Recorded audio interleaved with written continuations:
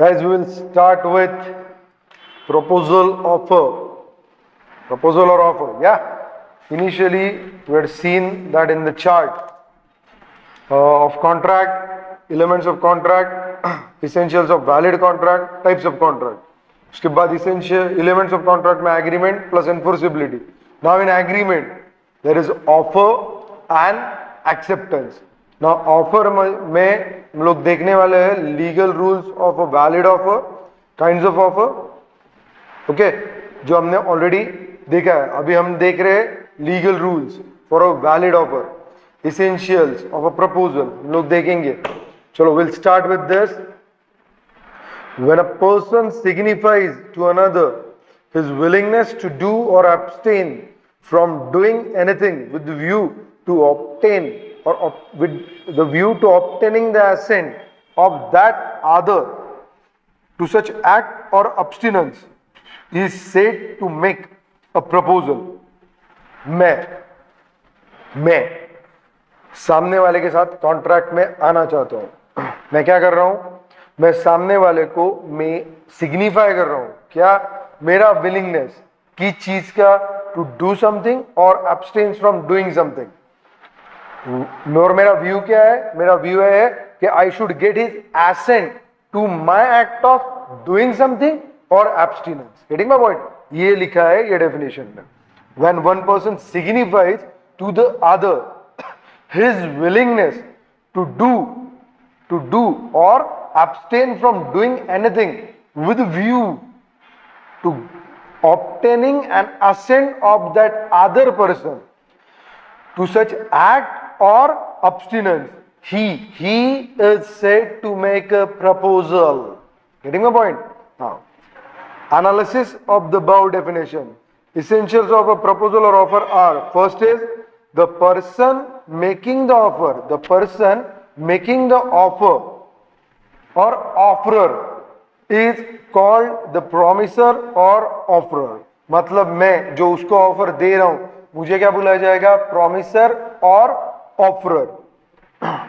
And to whom the offer is made, that person will be called as offeree, yeah, and the person accepting the offer is called as promisee or acceptor. Getting my point? चलो, we'll move to the next page. Now next page में हम गए हैं.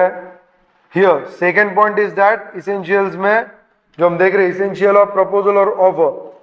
For a valid offer, the party making it must express his willingness to do or not to do something. Boss, I have to express my willingness to do something for him or not to do something for him. Example से आपको तुरंत पता चलेगा. Example 31 बोल रहा है A willing to sell his goods at certain price to B. A willing to sell some goods, yeah, at a certain price to B.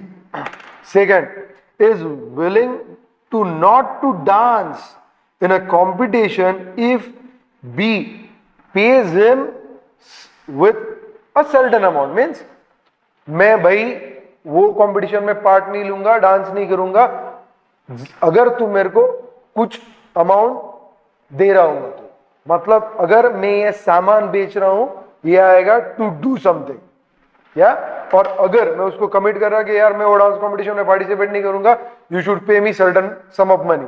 Now not to do, ये दो चीज है और ये मेरा विलिंगनेस है उसको दिया वाला. So it is called as willingness from my side. Getting my point? I had expressed my willingness to do, that to sell, and not to do means not to dance in the competition. Okay. Third point is the willingness must be expressed with the view to obtain the assent of the other party to whom offer is made. मतलब मैं उसको जो willingness दिखा रहा हूं, express willingness दिखा रहा हूं, उसमें मुझे एक सबसे इंपॉर्टेंट चीज है, मेरे को इंटेंशन चाहिए कि वो बंदा मेरे जो है एक्सप्रेशन जो मैं उसको एक्सप्रेस कर रहा हूं विलिंगनेस उसको हाँ बोले.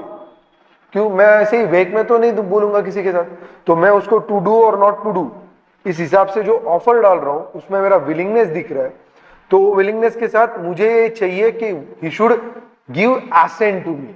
ओके, यहां पे दिया है where A tells B that it desire to marry by the end of 2019 it does not constitute an offer of marriage by A to B. मतलब मैं किसी लड़की को बोल रहा हूं यार मैं ये 2022 के एंड में शादी करना चाहता हूं, so it doesn't constitute offer. मैंने मेरा सिर्फ विलिंगनेस बताया कि यार मैं शादी करना चाहता हूं 2022 को एंड को, it should not be considered as offer. Getting my point? But if I add up will you marry me, getting my point? Will you marry me क्या है कि I am with the view to obtain assent of her to that marriage proposal. Getting my point? यही दिया है। Last line देखो, thus if in the above example a further adds will you marry me it constitutes an offer। सिर्फ intention बता के 2022 के and तक शादी कर रहा हूं, नो ऑफर। आप मुझसे शादी करोगे क्या, now it becomes a offer. Fourth point है an offer can be positive as well as negative. सही बात है ना, डूइंग करा तो अपन क्या बोलेंगे, पॉजिटिव ऑफर। नॉट डूइंग करा तो अपन क्या बोलेंगे, इसमें पार्ट आया निगेटिव वाला। जैसे मैंने बोला ये माल मैं बेचना चाहता हूं, now this is a positive view. मैं बोलूंगा कि मैं वो डांस कंपटीशन में डांस नहीं कर रहा हूं, this is not to do. Okay, तो ऑफर दो तरीके रहेंगी, it will be either positive और negative. This doing is a positive act, not doing और abstinence is a negative act. Nonetheless, both these acts have the same effect in the eyes of law। Getting my point? यहां पे नीचे example है, आप पढ़ सकते हो। उसके बाद है kinds of offer. How made, to whom made. How made में एक्सप्रेस इंप्लाइड है, टू whom मेड में जनरल और स्पेसिफिक है। क्लासिफिकेशन ऑफ ऑफर इसी के बेसिस पे है। क्लासिफिकेशन में आता है जनरल ऑफर, स्पेशल और specific offer, counter offer, cross offer, standing offer. Will go to the next page जहां पे अपने हमको ये डिटेल पढ़ने को मिल जाएगा। सबके पास मॉड्यूल है ना, ठीक है। Go to the page number 1.14 जहां पे जनरल ऑफर स्पेसिफिक किया दिया है। General offer is offer made to the public at a large. मतलब मैंने कोई इन्वेंशन किया है या कोई प्रोडक्ट डेवलप किया है, मैंने उसको यूज करने के लिए कुछ इंस्ट्रक्शंस दिए और मैंने कमिटमेंट दिया कि अगर आप मेरे इंस्ट्रक्शन के साथ अगर वो प्रोडक्ट यूज कर रहे होंगे तो आपको वो डिसीज या कुछ चीज है वो जिंदगी में कभी नहीं होगा। Getting my point? और कोई बंदा वो खरीद रहा है, वहां पे इंस्ट्रक्शन पढ़ रहा है, वो इंस्ट्रक्शन फॉलो कर रहा है, मेरा प्रोडक्ट यूज कर रहा है और उसके बाद भी अगर वो बीमार पड़ता है तो he can come to me and claim compensation from me. क्यों? उसने वो ऑफर एक्सेप्ट किया। वो जनरल ऑफर था, पर्टिकुलर पर्सन के लिए नहीं था, पब्लिक एट लार्ज था। मैंने क्या बोला, भाई ये मैंने तैयार किया है, कुछ इक्विपमेंट है, अगर आप मेरे इंस्ट्रक्शन से इसको यूज करोगे तो आप इससे ये टाइप के बीमार कभी नहीं पड़ोगे। उसने वो पूरा इंस्ट्रक्शन फॉलो किया, still he got ill, he can come to me and claim compensation. ये हुआ है, उसके ऊपर एक केस लॉ है, that is Carlill versus Carbolic Smoke Ball Company. यहां पे क्या हुआ था, कार्बोलिक स्मोक बॉल कंपनी ने एडवर्टाइजमेंट दिया था न्यूज़पेपर में कि हम $100 देंगे अगर कोई पर्सन इन्फ्लुएंजा से बीमार पड़ता है after using our smoke ball with our given set of instruction. तो एक बंदी थी लेडी कार्लिल, वो गई, उसने वो स्मोक बॉम्ब लिया, उसने वो इंस्ट्रक्शन के साथ फॉलो करके यूज किया और उसके बाद उसको इन्फ्लुएंजा हुआ। Then she go to the court, claim for the compensation. और हेल्ड क्या है, आप आखिर की लाइन में पढ़ सकते हो, held she could recover the amount by using smoke ball she had accepted the offer. मतलब उसने ऑफर एक्सेप्ट किया था, जनरल ऑफर है, कोई भी एक्सेप्ट कर सकता है, it is public at large. मेरे इंस्ट्रक्शन के साथ उसने अप्लाई किया, she has accepted the offer, कोई इशू नहीं। समझे? So what is general offer? General offer is made to public at large, hence anyone can accept the same and do the desired act, पढ़ लो समझ जाएगा। उसके बाद स्पेशल और स्पेसिफिक ऑफर। ना ये स्पेशल ऑफर किसी परफेक्ट बंदे को दिया है, एक बंदे को दिया है, एक कंपनी को दिया, एक ट्रस्ट को दिया, एक हॉस्पिटल को दिया। मैंने किसी भी ऑर्गेनाइजेशन को अगर स्पेसिफिकली ऑफर दिया है या स्पेशल ऑफर दिया है तो उसका एक्सेप्टेंस सिर्फ और सिर्फ वही बंदा दे सकता, वही ऑर्गेनाइजेशन दे सकती, वही हॉस्पिटल दे सकता, वही ट्रस्ट दे सकता, वही कॉलेज दे सकता to whom I had made an offer। ये यहाँ पे दिया है, एग्जाम्पल है, A offers to sell his car to B at a certain cost। Now this is specific offer made by A to B। Getting my point? Now next, cross offer. Cross offer में क्या होता है? Identical offer exchange होता है। मेरा दोस्त है, मेरे पास एक टू व्हीलर है, समझो एवेंजर है, मेरे को एवेंजर बेचने का मूड हुआ, मैंने बोला यार मैं एवेंजर बेचना चाहता हूं, चल लाख रुपए में खरीदता है क्या? ये मेरी साइड से ऑफर गई। एट द सेम टाइम देखो guys, at the same time वो बंदे को मालूम नहीं कि मैं उसको ऑफर देने वाला, उसने मेरे को पूछ लिया यार तू तेरी एवेंजर बेचेगा क्या 1 लाख रुपए को? Now understand, this is cross offer, this is identical offer exchange. इसमें कॉन्ट्रैक्ट फॉर्म नहीं होता, ना ही लीगल ऑब्लिगेशन होता है, क्योंकि मेरे ऑफर को उसने एक्सेप्टेंस नहीं दिया, ना ही उसके ऑफर को मैंने एक्सेप्टेंस दिया। म्यूचुअल ऑफर जो है उसको हम एक्सेप्टेंस करके ट्रीट नहीं कर सकते, यही यहां पे दिया है। You just see, when two parties exchange identical offer in ignorance at the time of each other's offer, comma, the offers are called cross offer। There is no binding, यहां पे दिया है, there is no binding contract in such a case because offer made by a person cannot constitute as acceptance of the another's offer। Getting my point? समझा? हाँ। So नीचे example भी है, you can read it। यहां पे दिया है, if A makes a proposal to B to sell his car for 2 lakhs and B, without knowing the proposal of A, makes an offer to purchase the same car at 2 lakhs from A, it is not acceptance as the B not aware of the proposal made by A। It is only cross proposals or cross offers, and when two persons make offer to each other, it cannot be treated as mutual acceptance। There is no binding contract in such case। जो मैंने बताया यहाँ पे contract formation नहीं होगा, क्योंकि nobody has given the acceptance, he has also given a cross offer। Okay, counter offer. Counter offer में क्या होता है? सब्जी मंडी जाते हो आप, सब्जी मंडी में आप पूछते हो भाई ये मटर कैसे दिए, बोल रहा है कि सर 100 रुपए केजी से दिए। आप बोलते हैं नहीं नहीं भैया इतना रहता क्या, 80 रुपए से देना है तो दो। Now it is a kind of counter offer. आप बोलोगे कैसे? उसने मेरे को 100 रुपए केजी का ऑफर दिया, मैंने उसको ठुकरा दिया और मैंने उसको नया ऑफर डाला 80 रुपीज का। If he accepts that 80 rupee kg offer, I will pay him 80 rupees and I will buy 1 kg of the nuts और जो भी है green peas। Are you getting my point? यही यहाँ पे दिया, आप देखो एग्जाम्पल में, A offers to sell his plot to B for 10 lakhs। B agrees to buy, B ने एग्री किया बाय करने को, बट कितने में किया? 8 लाख को। Now it amounts to a counter offer। It will result in termination of offer made by A। मैंने उसको ऑफर दिया भाई 10 लाख में खरीद, वो बोल रहा खरीदूंगा लेकिन 8 में। अभी उसने मेरा ऑफर ठुकरा दिया, it's a rejection of offer made by me. Now if later, अगर बी ने एग्री किया to buy the plot for 10 lakh, मैं रिफ्यूज कर सकता हूं। क्यों? मेरी ऑफर तो खत्म होगी वो टाइम पे, जिस टाइम पे उसने बोला कि भाई 8 लाख में लूंगा। समझ रहे हो? नेक्स्ट, स्टैंडिंग और कंटिन्यूइंग और open offer. Standing, continuing and open, ये एक ही नाम, ये एक ही प्रकार का ऑफर है। क्या है? an offer which is allowed to remain open for acceptance over a period of time is known as standing or continuing offer।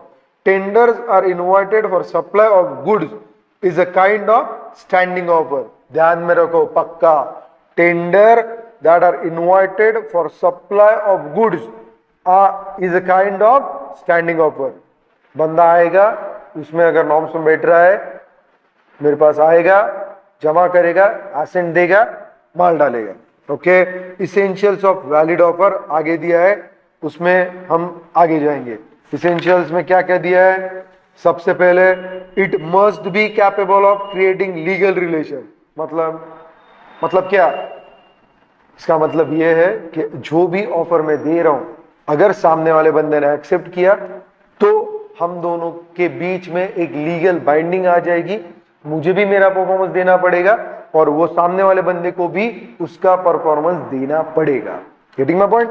देखो, offer must be such as in law is capable of being accepted and giving rise to legal relationship. If offer does not intend to give rise to legal consequences and creating legal relation, it is not considered as a valid offer in the eyes of law. A social invitation, even if it is accepted, does not create legal relation and it is not because it is not so intended. मतलब मैं अगर बंदे को ये माल तेरे को बेच रहा हूं 200 रुपया में, ये ऑफर दे रहा हूं, सामने वाला हाँ बोल रहा है, तो हम दोनों के बीच में एक लीगल रिलेशन बनेगा, मुझे उसको बेचना पड़ेगा, उसको मुझे 200 रुपए देने पड़ेंगे। खत्म। आगे, it must be certain, definite and not वेग। सर्टन, डेफिनेट और नॉट वेग। एक काम करते, एक पेन बेच देते, 150-200 रुपए में ले ले। Is it certain? No, it's a weak. भाई ये पेन तू 150-200 में ले ले, इसका मतलब क्या? 150 में लू, 160 में लू, 180 में लू, 200 में लू, कितने में लू? Getting my point? So offer should be certain. Boss, I want to sell this pen to you at the cost of 200 rupees. That's all. समझ रहे हो? यहाँ पे दिया है, देखो. If terms of an offer are vague or indefinite, it is not its acceptance cannot create any contractual relationship. Thus, where A offers to sell B 100 quintals of oil, there is nothing whatever to show what kind of oil was intended. The offer is not capable of being accepted for want of certainty. मतलब मैं उसको 100 kg, quintal, litre जो भी रहे oil बेच रहा हूं। कौन सा ऑयल? सोयाबीन, सरसों, सरकी, सरसों है, कॉटन सीड है, कौन सा है? सनफ्लावर है, कौन सा है? यहाँ पे मेंशन है, नहीं है। तो गाइस ये ऑफर सर्टन नहीं है, यहाँ पे कॉन्ट्रेक्चुअल ऑब्लिगेशन नहीं बन सकता, इसलिए offer should be certain, clear, definite, वेग नहीं चलेगा। अगले पॉइंट पे आते हैं, क्या दिया अगले पॉइंट में? Third point, it must be communicated to the offer. सही बात है ना यार, अगर आप किसी लड़की से प्यार करते हो तो उसको आप कभी बता नहीं पाए तो उसके पास तुम्हारे ऑफर पहुंचेगी क्या? नहीं पहुंचेगी। इतनी सिंपल सी चीज है यहाँ पे। हाँ, अगर मैं किसी बंदे के साथ कॉन्ट्रैक्ट में आना चाहता हूँ, मेरा इंटेंशन है टू गेट लीगली बाउंड, तो मुझे मेरी ऑफर उसको उस तक पहुंचानी पड़ेगी ना। So it is called as communication of offer to the offeree. An offer to be complete, मतलब ऑफर कंप्लीट होने के लिए क्या जरूरत है? Must be communicated to the person to whom it is made, otherwise there cannot be or can be no acceptance of it. Unless an offer is communicated, there can be no acceptance. An acceptance of an offer in ignorance of the offer is not acceptance and does not confer any right to the acceptor. Getting my point? इस पे case law भी आ सकता है, इसमें practical question भी आ सकता है, समझ के लो। एग्जाम्पल दिया है, अगर मेरे घर में कोई बच्चा गुम जाता है, यहाँ पे नेफ्यू का एग्जाम्पल दिया है, वो बेचारा गुम गया, मिल नहीं रहा, 2 दिन से ढूंढ रहे, उसके बाद मामा ने क्या किया? अनाउंसमेंट किया कि भाई जो उसको ढूंढ के लाएगा मैं उसको 10,000, 20,000, 5,000 दूंगा, 50,000 रुपीज का प्राइस दूंगा। कोई बंदा था, भगवान का दूत, उसको बंदा मिल गया, नेफ्यू, उसने उसको लिया, वो मामा के पास आया, उसने उसके घर में छोड़ा, उसके बाद वो चले गया। उसके बाद उसको पता चला कि यार इन्होंने तो 50,000 देने का वायदा किया था, जो भी ढूंढ के लाएगा या कोई ट्रेस देगा। वो वापस आया कि मेरे पास 50,000 दो। गाइस वो 50,000 क्लेम नहीं कर सकता, क्यों? उसने in ignorance of offer performance दे दिया। पॉइंट, ऑफर कब कंप्लीट होगा? जब वो बंदे को पता होगा, वो बंदे को पता होगा, वो लेके आएगा, डिमांड करेगा, पैसा लेगा, चले आएगा। लेकिन वो इन गुड फेथ चले आया, उसको ऑफर मालूम नहीं थी, छोड़ा और चले गया। उसके बाद दूसरे दिन आके वो प्राइस डिमांड नहीं कर सकता, क्योंकि बोला है एन एक्सेप्टेंस ऑफ ऑफर, बंदे ने क्या दिया, एक्सेप्टेंस दिया ऑफर का, मेरी ऑफर का, बट इन इग्नोरेंस दिया, in ignorance of that offer is not an acceptance and does not confer any right to the acceptor. उसने एक्सेप्टेंस दिया बट उसको मेरी ऑफर ही मालूम नहीं थी, सो इन इग्नोरेंस उसने जो एक्सेप्टेंस दिया उसको वो ऑफर का एक्सेप्टेंस नहीं माना जाएगा। ये पक्का फिट कर लो, इसके ऊपर क्वेश्चन आ सकता है। आगे चलते, it must be made with view to obtaining the assent of the other party. Natural है, मैंने 10 बार बोला ना कि मैं ये ऑफर क्यों दे रहा हूं, सामने वाले से मेरे को हाँ मिलनी चाहिए इसलिए दे रहा हूं। मैं क्या पागल हूं कि ऐसे ही ऑफर देते बैठूंगा, हाँ भाई ऑफर है ले लो, बांटो बांटो बांटो। अरे मेरे को इच्छा है कि सामने वाला मेरे साथ कॉन्ट्रैक्ट में आए, इसी वजह से मैं उसको ऑफर दे रहा हूं। यही रिपीट हुआ है पिछले 4 पॉइंट्स में भी, ये पॉइंट आ चुका है, पढ़ सकते हो तुम। Offer must be made with view to obtaining the assent of the other party addressed and not merely with the view to disclose the intention of making an offer। क्योंकि invitation to offer हम आगे पढ़ने वाले हैं, invitation to offer अलग है, intention नहीं दिखाना है अपने को, उसका अपना intention चाहिए कि वो accept करे। ओके आगे, it may be conditional, offer तो कंडीशनल ही रहेगी ना, नेचुरल है भाई, इसका पेमेंट तू 3 दिन में करना चाहिए, ये गुड्स मैं 10,000 को तेरे को बेच रहा हूं, इसका पेमेंट तू मेरे को आरटीजीएस से करेगा। मैं कंडीशन डाल सकता हूं ना ऑफर में, सामने वाला वो कंडीशन के साथ ही और मेरी ऑफर एक्सेप्ट करेगा। पढ़ो, an offer can be made subject to any terms and condition by the offerer। natural है। example, offerer may ask for a payment of RTGS or NEFT etc. the offeree will have to accept all the terms of the offer, otherwise the contract will be treated as invalid। उसको जैसी मेरी conditional offer है वो बंदे को accept करनी पड़ेगी अगर उसको मेरे साथ डीलिंग करनी है तो, समझे। चलो आगे का point, offer should not contain a term of non compliance of which would amount to the acceptance. मतलब आज आप अगर लड़की के पास गए, प्रपोज किया कि या आई लव यू, अगर 4 बजे तक तूने हाँ बोला तो ठीक है, नहीं तो मैं समझ लूंगा कि तेरी हाँ है। चलेगा? चलेगा क्या? नहीं चलेगा। वैसे ही कॉन्ट्रैक्ट रखता है। मैंने सामने वाले को बोला कि भाई ये पेन तेरे को 10,000 में खरीदना पड़ेगा। कितने में? 10,000 में। अगर तूने शाम तक हाँ बोला तो ठीक है, नहीं तो मैं कल सोचूंगा समझूंगा कि तूने हाँ बोल दिया। ये नॉन कंप्लायंस की टर्म है, ये नहीं चलेगी। एग्जाम्पल पढ़ो, समझ जाएगा। A proposes B to purchase his android mobile for 5,000 and if no reply by him in a week, यहाँ पे मैं एक दिन का बोल रहा हूँ, एक हफ्ते का टाइम दिया, it would be assumed that B had accepted the proposal, this would not result into contract। 5,000 में मैं तेरा मोबाइल खरीदने वाला हूँ, 7 दिन के अंदर जवाब दे, नहीं दिया तो मैं समझूंगा तूने एक्सेप्ट किया, ये चलेगा नहीं। This would not amount to a valid contract, समझे। चलो आगे, 7th point, the offer may be either specific और जनरल। जनरल ऑफर क्या रहती है? पब्लिक एट लार्ज कोई भी एक्सेप्ट कर सकता है। स्पेसिफिक मतलब पर्टिकुलरली एक बंदे को दिया है, ऑर्गेनाइजेशन को दिया है, कंपनी को दिया है, ट्रस्ट को दिया, हॉस्पिटल को दिया, बोला मैंने आपको, वही दिया है। उसके बाद दिया है the offer may be express और इम्प्लाइड। एक्सप्रेस और इम्प्लाइड, एक्सप्रेस मतलब बाय वर्ड स्पोकन और रिटन, इम्प्लाइड मतलब बाय कंडक्ट, इम्प्लाइड मतलब by conduct. An offer may be either by words or by conduct। दिया एग्जाम्पल देखो, a boy starts cleaning the cars as it stops on the traffic signal without asking to do so। In such circumstances, any reasonable man could guess that is expected to be paid for this, hereby makes an implied offer। बच्चा आ रहा है, अपन signal पे खड़े हैं, अपना जो glass है सामने वाला पानी मार रहा है, क्लियर कर रहा है, साफ कर रहा है, क्यों कर रहा है?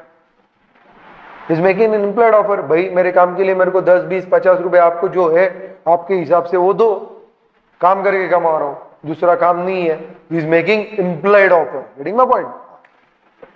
आगे, an offer is different from mere statement of intention, comma an invitation to offer, comma a mere communication of information, comma a prospectus and advertisement. Guys price tag लगाए, दुकान में कब खिड़की है, मस्त कांच का सेक्शन लगा है, वहां पे कपड़े टंगे हुए हैं, वहां पे प्राइस टैग लगा हुआ है। Guys he is making an invitation, it is not offer. बेचना है नहीं बेचना है उसका डिसीजन है। आप बोलेगे कि झक मारने को लगाएगा वहां पे, ऐसा नहीं है। He can put it for the display, he is making an advertisement, okay. It is an invitation to offer. अगर निगोशिएट करके उसको और तुम्हारे टर्म्स मैच हो गए वो बेचेगा, उसको नहीं बेचने का तो नहीं बेचेगा, खत्म। सो ऑफर और इन्विटेशन टू ऑफर में डिफरेंस है। ऑफर में अपना इंटेंशन रहता है to create legal relationship, to get assent of the other party. Invitation to offer में क्या है, भाई आओ बैठो चर्चा करेंगे डिस्कस करेंगे, उसके बाद अगर तेरे और मेरे नेगोशिएशन फाइनल होते और ऑफर हो जाएगी, कॉन्ट्रैक्ट हो जाएगा। समझा क्या? नीचे वही दिया है, a statement of intention and announcement दिया है। First example 42, a father wrote his son that about his wish to make him the owner of his all property is mere a statement of intention, उसने उसके नाम पे property नहीं की है। Second, an announcement to give scholarship to children scoring more than 95% in 12th board exam is not an offer। मैंने announcement किया, मेरा क्लास है, मैं बोलूंगा भाई 12th में अगर 95 के ऊपर आए तो मैं स्कॉलरशिप दूंगा।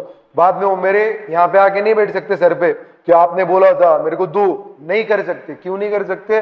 बॉस मैंने क्या किया है, it is just an announcement, I had not given any offer. मैंने बोला ऑफर क्या चाहिए, आइदर जनरल और स्पेसिफिक, दोनों गाइड में नहीं आ रहा है, ये सिर्फ क्या है, अनाउंसमेंट है, okay. Offer must be distinguish, जो दिया है यहाँ पे दिया है, केस लॉ दिया है, हार्वे वर्सेस फेसी, आप पढ़ सकते हो, अगले पेज पे है वो। क्या दिया है, बंदे ने पूछा था कि भाई will you sell us a bumper hall pen and telegraph the lowest cash price. क्या पूछा, विल यू सेल, आप बेचोगे क्या, मुझे बेचोगे क्या, पूछा गया नहीं। और उसकी कम से कम कीमत क्या रहेगी, उसका मेरे को जवाब दो। सामने वाले बंदे ने जवाब दे दिया, मैं भाई बेचने वाला हूं एंड लोएस्ट प्राइस क्या उसकी 900 पाउंड्स। कितनी है, 900 पाउंड्स। सामने वाला बोल रहा है कि अभी तुम मेरे को बेचो, ओके। सामने वाला क्या बोला, भाई तेरे को बेचना है 900 पाउंड, तू लीस्ट प्राइस बता रहा है तो मेरे को बेच। बट मैंने क्या बोला, इन्विटेशन टू ऑफर और ऑफर में डिफरेंस है। However, the Privy Council did not agree with the plaintiffs on the ground that while plaintiff has asked two questions, the defendant replied only to the second question by quoting। उसने सिर्फ second question को बोला है, बेचूंगा बोला नहीं है। उसने क्या बोला, lowest price for the bumper hall pen is 900 pound. उसने सिर्फ प्राइस बताया, बेचूंगा बोला क्या, नहीं बोला, बात खत्म।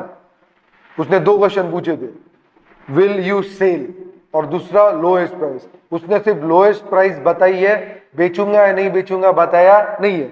इसलिए प्राइवी काउंसिल क्या बोल रही है कि उसने सिर्फ सेकंड क्वेश्चन का आंसर दिया है, प्राइस कोट किया, but reserve the right with regard to their willingness to sell, thus they made no offer at all. Their lordship held that mere statement of the lowest price at which vendor would sell contained no implied contract to sell the person who had inquired about the price। मतलब मेरे को उसको बेचना compulsory नहीं है, मैंने सिर्फ उसको भाव बताया है, बेचना नहीं बेचना मैंने बोला नहीं है। तो it is my right reserve with me कि मैं, मेरी चीज है, बेचूंगा या नहीं बेचूंगा। सही बात है। नीचे दिया है statement of price is not an offer. इसका मतलब अभी बोला ना, अगर प्राइस लिस्ट दी है तुमको गुड्स की तो इट्स नॉट कंपलसरी कि यार मैं वही प्राइस को बेचूंगा, मेरी चॉइस है ना भाई, मेरे पास वो टाइप का माल पड़ा होगा तो वो प्राइस को बेचूंगा, नहीं तो I reserve my right to sell. Example पढ़ सकते हो, the price list of goods does not constitute an offer for sale of certain goods on the listed price. It is an invitation to offer. Now, an invitation to make an offer or to do business. इसका मतलब example ही पढ़ते तो समझ जाएंगे। Advertisement for sale of goods by auction is an invitation to offer.